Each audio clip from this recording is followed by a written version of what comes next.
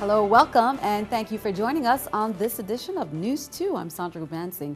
We are currently in the beginning of the flu season, and the Department of Health is hosting free outreach events throughout the territory to administer free flu and pneumonia vaccines. The flu usually spreads between October and May, and the department is urging the community to take advantage of the free shots. News 2's Shanika Robinson has that story. Today, the Department of Health hosted a free flu and pneumonia vaccine outreach on the island of St. Croix. Today we are having a flu outreach where we give the flu vaccination for free.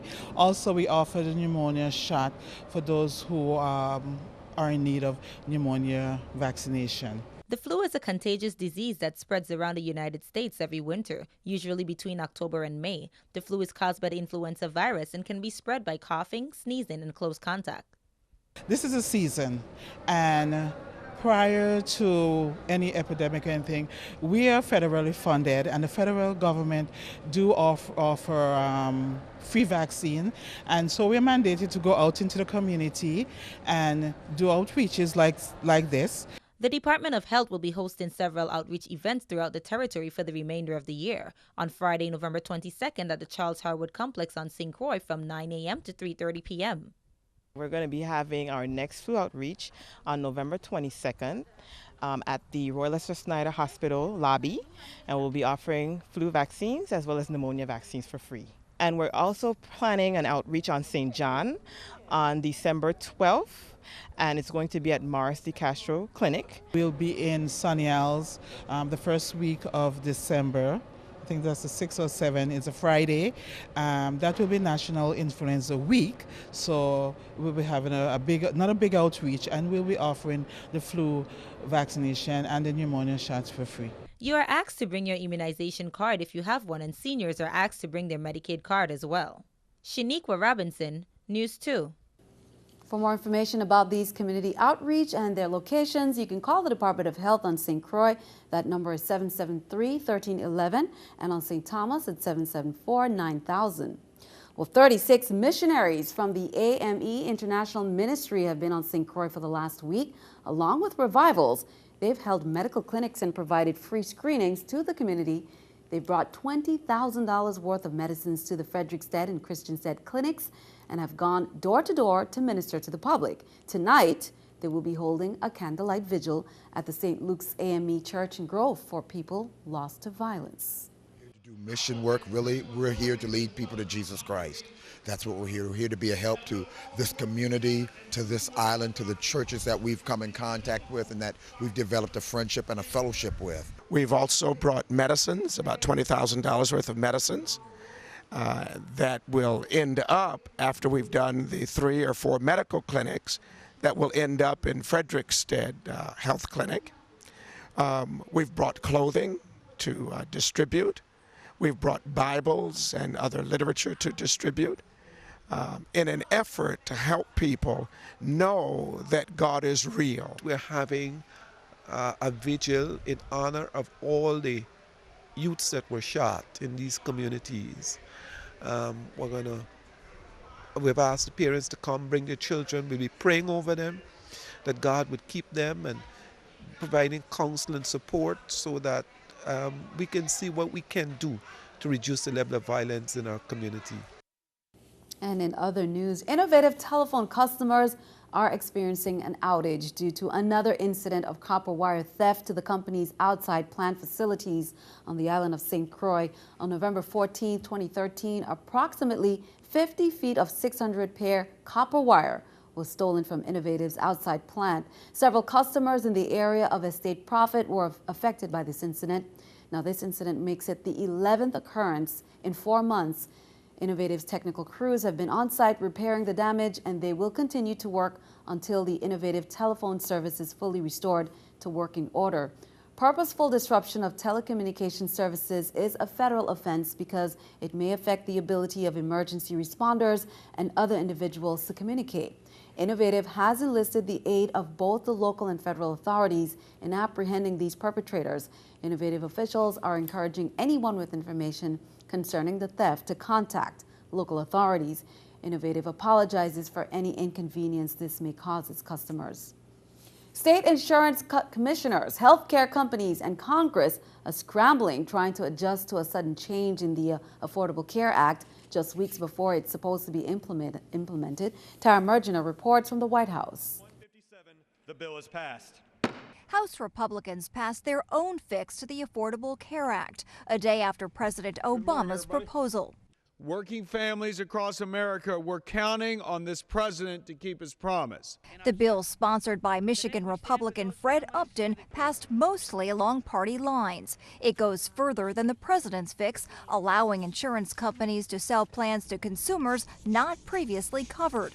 Democrats say the bill is designed to destroy the federal health care exchanges. Now they are trying to do so with a Trojan horse they call the Upton bill.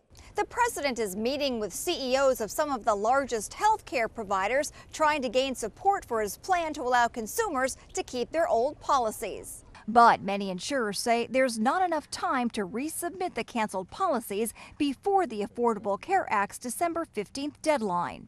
A logistical nightmare. Now, politically, the president is doing nothing more than throwing this hot potato over policy cancellations into the laps of the insurance companies.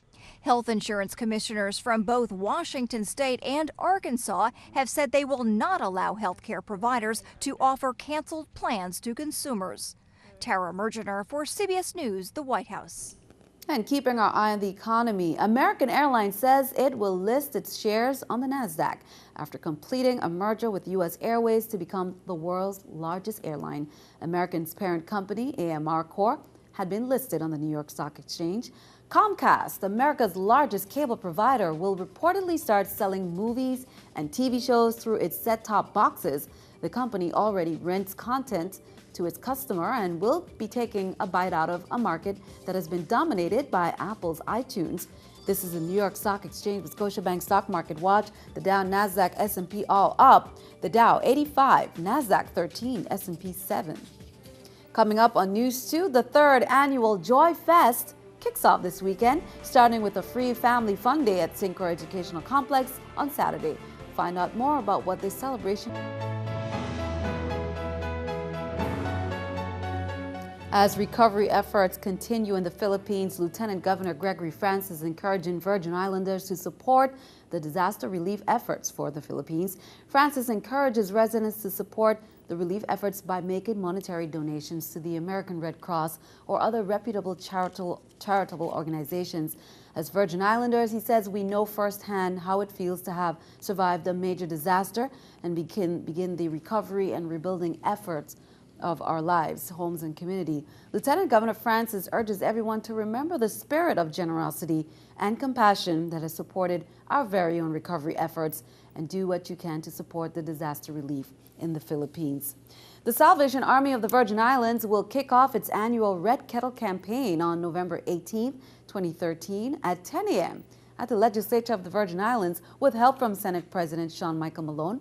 The honorary chairman of the 2013 Salvation Army Red Kettle campaign, the president of the 30th Legislature, will join Major George Marzan, Salvation Army District Commander, together with the local Salvation Army officers and advisory board members for this year's first donation on the steps of the Capitol building in Charlotte, Mali. Everyone is invited to take part by joining in this event or visiting any of these 7 Salvation Army Red Kettle locations on St. Thomas from November 18th to December 24th and donating at one of the iconic Red Kettles. The Caribbean Genealogy Library presents Reconstructing the Social History of St. Bartholomew this Sunday, November 17th, 2013 at 2 p.m. at the Caribbean Genealogy Library that's located at Alcoen's Plaza on Rappoon Hill, St. Thomas, next to Mango Tango. You will learn about history of St. Bart's, some of the families that appeared on the first census in 1681, including griots, Bernier, Aubin, languages in St. Bart's, culture, reconstructing history from birth, death, and marriage records. For more information on the event, you can call 714-2136. Well, for the last month, McDonald's has been providing the community with ways to support the McHappy Day campaign on both islands. In October, all 6 McDonald's restaurants in the Virgin Islands began selling paper hands for only $1 to support their local McHappy Day charity. McDonald's also offered a corporate program for McHappy Day where companies purchase Big Mac coupons for employees, clients, family, and friends. The coupons can only be redeemed for a Big Mac on McHappy Day. And today was that final celebration of McHappy Day. All 6 McDonald's restaurants in the USVI provided entertainment to the customers by having live DJs play music all day. On St. Croix, Governor John P. Young Jr. joined the festivities at McDonald's in Golden Rock around 11:30 a.m. On St. Thomas, Virgin Islands boxing champions John and Julius Jackson were on hand to show their support as well. The 3rd annual Joy Fest kicks off this weekend, starting with a free Family Fun Day at St. Croix Educational Complex on Saturday. That's from 10 to 2, and then the Joy Fest concert kicks off at 6 p.m. at the complex as well. It will feature local as well as visiting artists. This weekend ends Sunday with a street parade and concert from Costules to Sunny Isles. The parade starts at 4. Some opportunity just to share the gospel of Jesus. I just like to be open and honest about the way I was raised, you know, how I came up, my life now, and what the Lord has, you know, miraculously done. It's not a fundraiser. It's not a money-making project at all. Joyfest invests in the community because we love the community and we have a heart to see that things go right for everybody. When I heard about this, found out about it, I was like, man, this is remarkable. So, yeah, it's for the people. I want to be a part of it. Be sure to stick around. Your News 2 AccuWeather forecast is coming up next.